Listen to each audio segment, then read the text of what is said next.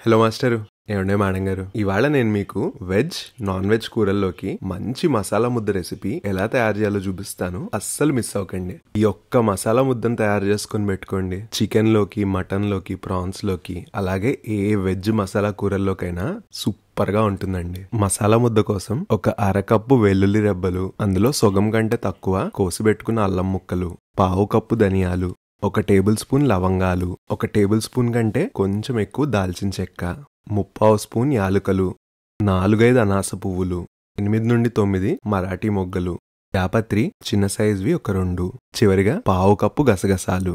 Masala ingredients మొత్తాన్ని కావాలంటే screen shot తీసుకొని పెట్టుకోండి. ఇవే కొలతలు ఫాలో అవ్వాలని లేదు, ఇంచుమించుగా వేసేసుకున్న సూపర్ గా వస్తుంది. వీటన్నిటిని ఒక మిక్సర్ గ్రైండర్ లో చాలా మెత్తగా గ్రైండ్ చేసుకోవాలి. ఈ మసాలా ముద్ద ఫ్రిడ్జ్ లో పెట్టుకుంటే 2-3 నెలలు పక్కాగా నిలవ ఉంటుందండి. అలాగే ఈ గరం మసాలా ముద్దతో నెక్స్ట్ ఒక 5-6 రెసిపీలు ప్లాన్ చేశాను. మీరు కూడా ఈ మసాలాని పక్కా తయారు చేసుకొని పెట్టుకోండి.